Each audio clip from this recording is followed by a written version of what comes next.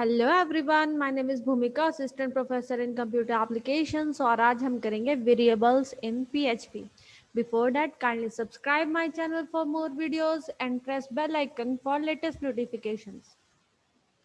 अब सबसे पहले हम समझते हैं वेरिएबल्स है क्या। तो वेरिएबल्स क्या है? हमारे पास नेम्ड लोकेशन जहाँ पर हम किसी वैल्यू को स्टोर करवाते हैं।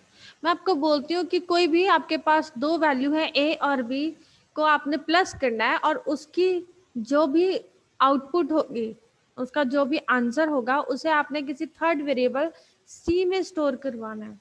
तो आपको क्या चाहिए होगा? इसके लिए आपको ए और बी की वैल्यू पता होनी चाहिए ना। तो ए की वैल्यू मान लो 2 है, बी की वैल्यू 5 है, तो सी की वैल्यू क्या आ जाएगी? 2 + 5 = 7 आ जाएगा।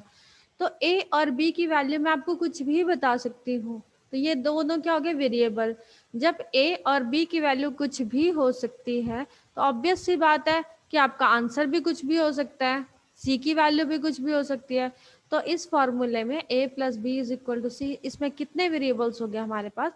टोटल मिला के 3 वेरिएबल हो गए। ठीक है।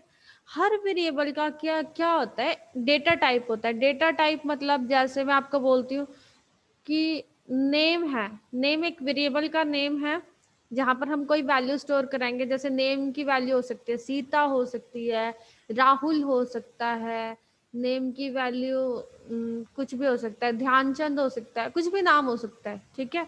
तो वेरिएबल की वैल्यू कुछ भी हो सकती है और किस टाइप की वैल्यू एक वेरिएबल स्टोर कर सकता है वो क्या होता है? उसका डेटा टाइप। कि एक वेरिएबल किस टाइप का डेटा स्टोर कर सकता है। या मैं आपको बोलती हूँ कि जैसे मेरा डेट ऑफ बर्थ क्या है? फॉर एग्जाम्पल मेरा डेट ऑफ बर्थ है 5th of November को आता है, तो मेरा डेट ऑफ बर्थ क्या हो गया? 5। अब ये जो 5 है ये क्या होगी? एक इंटीजर वैल्यू हो गई। कि मतलब कभी भी 5.1 नहीं हो सकता। कोई भी डेट फिक्स होगी, उसमें कभी भी पॉइंट नहीं होगा। तो ऐसे नंबर क्या होते हैं? इंटीजर्स हो गए। और फॉर एग्जांपल मैं क्या करती हूँ, कोई बुक परचेज करती हूँ और उसका रेट है 85 रुपीज़ 50 पैसे, तो इसमें पॉइंट के बाद 50 आ गया। तो ये किस टाइप की वैल्यू है? फ्लोटिंग टाइप वैल्यू है, मतलब जिसमें हमारे पास पॉइंट यूज होता है। तो इस टाइप के हमारे पास बहुत सारे डेटा टाइप्स हैं जो हम आगे भी पढ़ेंगे। तो हर वेरिएबल का कोई ना कोई डेटा टाइप होता है, मतलब एक वेरिएबल किस टाइप की वैल्यू को स्टोर कर सकता है। अब हम इसे पढ़ते हैं। In PHP a variable is declared using a dollar sign. मतलब अगर हमें जैसे ए की वैल्यू कुछ भी लिखनी है तो हम लिखेंगे $a = 2। बी की वैल्यू लिखनी है तो हम क्या लिखेंगे? $b = 5। तो मतलब हर वेरिएबल को हम किससे रिप्रेजेंट करेंगे? डॉलर साइन से, followed by the variable name. और डॉलर के आगे क्या लिखे देंगे हम? वेरिएबल का name. Here some important points to know about variables. कुछ important points है वेरिएबल के बारे में। A PHP is a loosely typed language. अब loosely typed language का मतलब क्या होता है? So we do not need to declare the data types of variables. कि हमें PHP में data types लिखने की ज़रूरत नहीं पड़ती है। It is automatic. It automatically analyzes the value and makes conversion to its correct data type. ये क्या करता है इसमें कि इसमें जो भी मान लो मैंने $a = 5 ले लिया, तो इसका मतलब ऑटोमेटिकली वो किस टाइप की वैल्यू? इंटीजर टाइप की है। अगर मैं $a = 2.5 ले दूंगी तो इसका मतलब ऑटोमेटिकली वो किस टाइप की वैल्यू है? फ्लोटिंग टाइप वैल्यू है। अगर मैंने $a = डबल कोट्स में भूमिका लिख दिया तो ये किस टाइप की वैल्यू है? स्ट्रिंग टाइप की। तो हमें इसमें डेटा टाइप नहीं लिखना पड़ता, जैसे कि हमें सी और C++ पे लिखना पड़ता है। After declaring a variable it can be reuse through out the code. एक बार अगर हम वेरिएबल को डिक्लेयर कर देते हैं, मतलब हमने लिख दिया कि हम $a कहीं ना कहीं यूज करेंगे, तो हम उसको पूरे कोड में कहीं भी यूज कर सकते हैं। Assignment operator is use to assign the value of a variable. मतलब इक्वल टू ऑपरेटर हम यूज करते हैं किसके लिए? वैल्यू असाइन करने के लिए। जैसे मैंने आपको बताया $a = 2, तो मतलब $a की वैल्यू क्या है? 2। तो उसके लिए हमने इक्वल असाइनमेंट ऑपरेटर यूज किया, इसे असाइनमेंट ऑपरेटर बोलते हैं। उसके बाद है syntax of declaring a variable in PHP is given as below. मतलब सिंटेक्स लिखते कैसे हैं? मैंने आपको बताया डॉलर, फिर वेरिएबल का नेम, इज इक्वल टू जो भी आपको वैल्यू लिखनी है, और पीएचपी में हर स्टेटमेंट के लास्ट में आपने सेमी कॉलन जरूर लगाना है। अब है rules of for declaring variables in PHP. अब ये नहीं है कि वेरिएबल का नाम आप कुछ भी लिख दोगे, तो वेरिएबल को लिखने के लिए कुछ ना कुछ रूल्स होते हैं। वो रूल्स क्या है हमारे पास? अब variable must start with a dollar sign, मतलब वेरिएबल का नेम किससे स्टार्ट होना चाहिए? डॉलर साइन से, followed by the variable name, और उसके आगे क्या लिखा होना चाहिए? वेरिएबल का नेम, इसके बीच में स्पेस नहीं आएगा।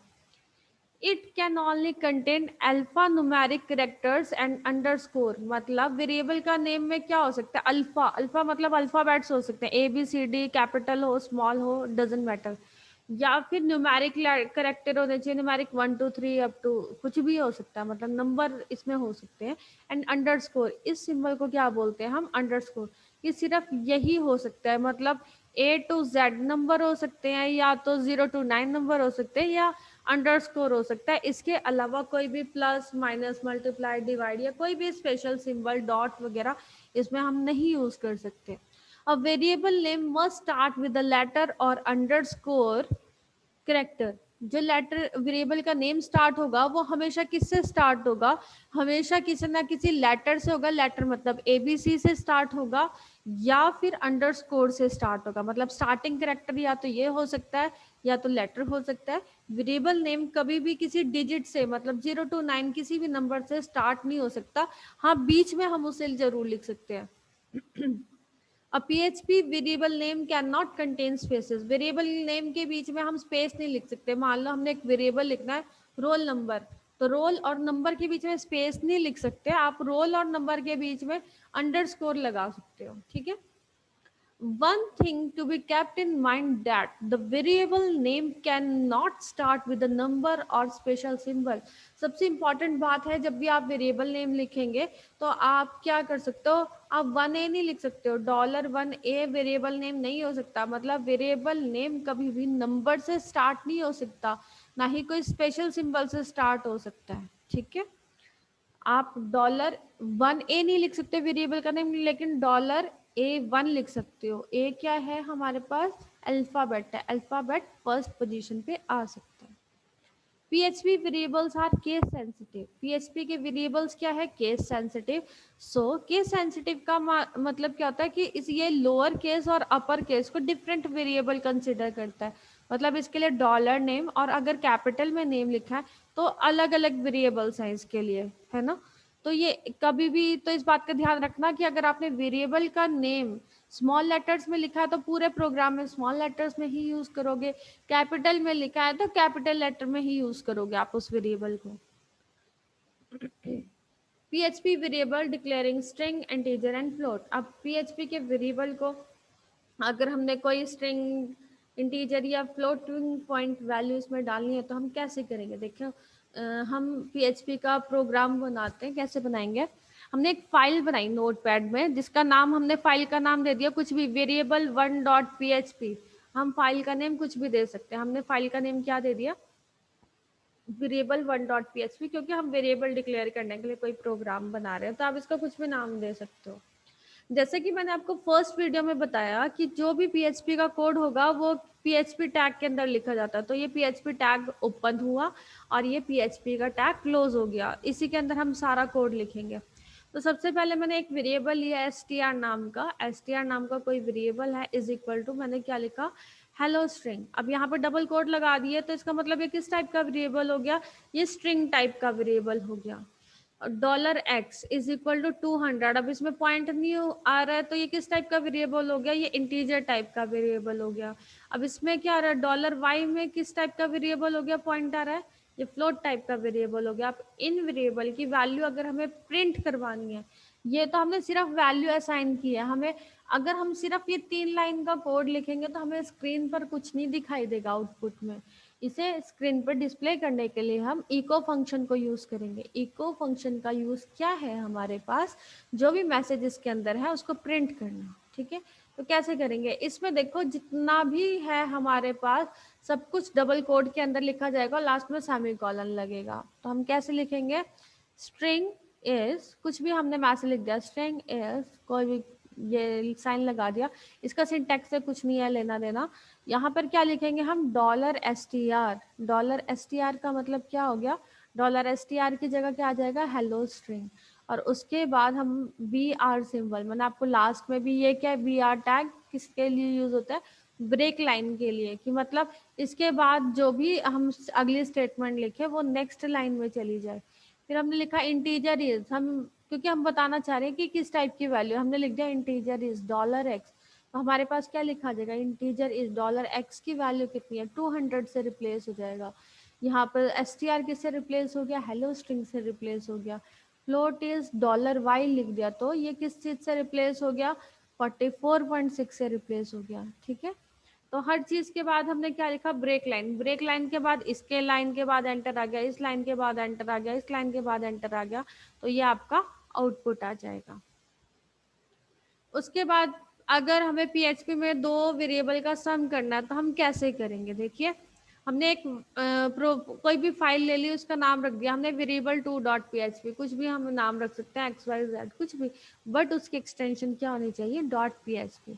तो वही php टैग ओपन किया, क्लोज किया। तो दो वेरिएबल का सम करने के लिए हमें क्या चाहिए, दो वेरिएबल चाहिए, $x चाहिए था, $y चाहिए था, तो $x की एक वैल्यू रख दी, $y की वैल्यू रख दी। और इस बात में, इस चीज में एक चीज ध्यान देने लायक ये है कि इसमें भी हमारे पास सेमीकोलन, हर स्टेटमेंट के लास्ट में सेमीकोलन जरूर लगेगा। फिर इन दोनों का सम क्या आएगा, किसी दूसरे वेरिएबल के अंदर स्टोर करेंगे, तो हमने $z ले लिया, इसमें $x और $y की वैल्यू को हमने प्लस करना है। ठीक है, अभी तक क्या हुआ, सिर्फ हमने ऑपरेशन परफॉर्म किया, आउटपुट दिखाई नहीं देगा। आउटपुट को डिस्प्ले करने के लिए हम किस फंक्शन को यूज करेंगे, इको फंक्शन। इको फंक्शन और डिस्प्ले आंसर किस चीज का दिखाना है हमने स्क्रीन पर, $z का, तो हमने $z लिख दिया और कॉलन का साइन, तो आउटपुट क्या आ जाएगा $z का, 5 + 6 = 11। तो हमारे पास आउटपुट में क्या आ गया, सिर्फ $z की वैल्यू मतलब 11 आ गया। नेक्स्ट है पीएचपी वेरिएबल केस सेंसिटिव, कि मैंने आपको अभी भी बताया कि जो पीएचपी के वेरिएबल है वो केस सेंसिटिव होते हैं। इसका मतलब है इस कलर, ये कलर, ये कलर और ये कलर, ये तीन डिफरेंट वेरिएबल की तरह ट्रीट करेगा, क्योंकि सबके केस अलग अलग है। इसमें सी बड़ा है, बाकी सब छोटे हैं। इसमें कलर पूरा ही बड़ा है, इसमें COL बड़ा है और OR छोटा है। तो ये तीन अलग अलग वेरिएबल हो गए। अब इसका एग्जाम्पल देखते हैं हम, क्या है, हमने एक फाइल बनाई वेरिएबल 3.php नाम की। आपने ये सब कुछ इम्प्लीमेंट करके देखना है। अगर आप वीडियो को सिर्फ ऐसे ही देखोगे और आप ये सोचोगे कि हाँ आपको सब कुछ समझ आ गया, तो हो सकता है आपको कंसेप्ट समझ आ जाए, लेकिन आप उसकी इम्प्लीमेंटेशन तब तक नहीं सीख सकते जब तक आप इसे इम्प्लीमेंट करके नहीं देखेंगे। तो अगर आप इसे इम्प्लीमेंट करके नहीं देख रहे हैं, आप साथ साथ मेरी वीडियो के साथ साथ आप इसे अपनी नोटबुक में नोट करें और उसके बाद इसे इम्प्लीमेंट करके देखें। उसके लिए आपको PHP क्या करनी पड़ेगी, इंस्टॉल करनी पड़ेगी XAMPP सर्वर, और उसकी वीडियो मैंने आपको यहाँ पर पहले ही कल प्रोवाइड की थी, तो आप उसे देख सकते हैं। तो इसमें देखिए PHP टैग को ओपन करा, PHP टैग को क्लोज कर दिया, हमने कलर लिया, $color = रेड। अब ये देखो कलर किस में लिखा हुआ है, सब कुछ स्मॉल लेटर्स में लिखा हुआ है, तो ई को हमने डबल कोट्स लगा दिए। ठीक है, डबल कोट्स लगाए, माई कार इज क्या आ गया, मैंने आपको बताया था एक वेरिएबल और एक स्ट्रिंग को जोड़ने के लिए हम डॉट ऑपरेटर को यूज करते हैं। तो यहाँ पे क्या आ गया, कलर, यहाँ पे स्मॉल कलर है तो इसकी वैल्यू क्या आ जाएगी, my car is red, red आ जाएगा। और ब्रेक लाइन फिर नेक्स्ट लाइन में चला जाएगा। फिर माई हाउस इज, यहाँ पर क्या लिखा है, कलर बड़े में है मगर हमने तो छोटे कलर की वैल्यू दी थी स्मॉल लेटर्स में, तो मतलब यहाँ पर क्या आ जाएगा, एरर आ जाएगा कि अनडिफाइंड सिंबल है। देखो कलर, कि कलर नाम का हमने कोई वेरिएबल ही डिक्लेयर नहीं किया है। अगला क्या लिखा, माई बोट इज, कलर ऐसे लिखा है लेकिन हमने कलर तो इस तरीके से लिखा था, तो यहाँ भी क्या आ जाएगा कि अनडिफाइंड वेरिएबल, ये वाला कलर भी क्या है, अनडिफाइंड वेरिएबल है। नेक्स्ट है PHP वेरिएबल रूल्स। रूल्स क्या है, जैसे कि मैंने आपको बताया, PHP variable must start with a letter or underscore, मतलब वेरिएबल का नेम या तो लेटर से शुरू हो सकता है या तो अंडरस्कोर से शुरू हो सकता है। PHP variable can't be start with number and any special symbol, और किसी नंबर या स्पेशल सिंबल से स्टार्ट नहीं हो सकता। जैसे कि हम देखते हैं हमने स्टार्ट किया, टैग PHP टैग बंद किया, हमने कोई वेरिएबल वैलिड डॉट PHP नाम से हमें एक फाइल बनाई, इसको सेव कर दिया। फिर हमने क्या किया, $a=hello लिखा, क्योंकि ये वैलिड क्यों है, मैंने कल आपको बताया था, जो मेरी कमेंट्स वाली वीडियो थी, हमारा कोड यहाँ तक खत्म हो गया जहां तक सेमी कॉलन लगा है। अब इसके बाद हमने कमेंट लिखा है लेटर वैलिड, कि मतलब क्योंकि ये लेटर से स्टार्ट है वेरिएबल नेम, इसलिए ये वैलिड है। आप इसे नहीं भी लिखेंगे तो भी रन होगा। ये क्या है हमारे पास कमेंट, सिर्फ समझाने के लिए कि इसमें लेटर लिखा हुआ है इसलिए वैलिड वेरिएबल नेम है। नेक्स्ट क्या है हमारे पास, $_b। इसमें क्या बताया था कि आपका वेरिएबल नेम अंडरस्कोर से भी शुरू हो सकता है, तो ये भी क्या एक वैलिड है। तो आपको =hello हो गया। अब हम इसे प्रिंट कराएंगे इको, हमने क्या किया, $a की वैल्यू भी प्रिंट करवा दी और $_b की वैल्यू भी प्रिंट करवा दी, तो दोनों की वैल्यू प्रिंट होगी। और दोनों के बीच में हमने टैग लगा दिया BR टैग। BR टैग का मतलब क्या होता है, ब्रेक लाइन, नेक्स्ट लाइन, ठीक है। तो आपने इसकी प्रैक्टिस भी जरूर करके देखनी है। नेक्स्ट है, हमने क्या किया, ये PHP हमने वेरिएबल इनवैलिड डॉट PHP कोई हमने फाइल बनाई है चेक करने के लिए कि क्या हम वेरिएबल हमने क्या लिखा, $4C, फोर, हम क्या एक वेरिएबल नेम को 4 मतलब स्टार्टिंग करेक्टर लिख सकते हैं, डिजिट तो स्टार्टिंग करेक्टर नहीं हो सकता है। क्या हो सकता है स्टार्टिंग करेक्टर, या तो कोई लेटर हो सकता है या फिर अंडरस्कोर हो सकता है। तो हमने लिख दिया हेलो, तो ये हमारे पास आउटपुट आ गया कि अनएक्सपेक्टेड, मतलब एरर आ गई है कि ये नहीं हो सकता है। उसके बाद हमने $मल्टीप्लाई डी लिख दिया, तो मल्टीप्लाई का सिंबल भी क्या स्पेशल सिंबल से भी स्टार्ट नहीं हो सकता, तो ये भी क्या है हमारे पास इनवैलिड। तो जब हम इस दोनों चीजों को प्रिंट करवाने की कोशिश करेंगे तो वहां पर क्या आ जाएगा कि ये हमारे पास एक एरर है, क्योंकि हम वेरिएबल नेम को कभी भी किसी डिजिट से नहीं स्टार्ट कर सकते और कभी भी हम किसी स्पेशल कैरेक्टर से स्टार्ट नहीं कर सकते। लास्ट चीज क्या है, इसमें एक बात ध्यान देने लायक है, जो PHP है वो लूजली टाइप्ड लैंग्वेज है। लूजली टाइप्ड लैंग्वेज का मतलब क्या होता है कि हमें इसमें डेटा टाइप नहीं देना पड़ रहा। मैंने इसमें कहीं नहीं बताया कि स्ट्रिंग है, ये फ्लोट वैल्यू है, ये इंटीजर टाइप की वैल्यू है, कहीं भी नहीं बताया। तो PHP is a loosely typed language, it means PHP automatically converts the variable name to its correct data type। मतलब PHP क्या करती है, ऑटोमेटिकली एक वेरिएबल को इसके करेक्ट डेटा टाइप में कन्वर्ट कर देती है। जैसे कि हमने $a=5.2 लिखा तो ऑटोमेटिकली फ्लोट में कन्वर्ट हो जाएगा। तो thank you so much for watching my video. उम्मीद है आपको मेरी वीडियो अच्छी ज़रूर लगी होगी। तो प्लीज़ आप ऐसे ही मेरी वीडियो को देखने के लिए मेरे चैनल को सब्सक्राइब करें, मेरी वीडियोस को प्लीज़ फेसबुक पे फॉरवर्ड करें, बेल आइकन पे क्लिक करें, ताकि आपको मेरी नई वीडियो की जो भी नोटिफिकेशन है वो जल्दी से जल्दी मिल सके। तो आप अपना PHP का कोर्स जल्दी से जल्दी ख़त्म कर सकें। मैं अपने स्टूडेंट्स की डिमांड पे ये PHP का एक लेसन बनाया है और उम्मीद है आपको मेरी वीडियो अच्छी लग रही होगी। Thank you so much for watching my video.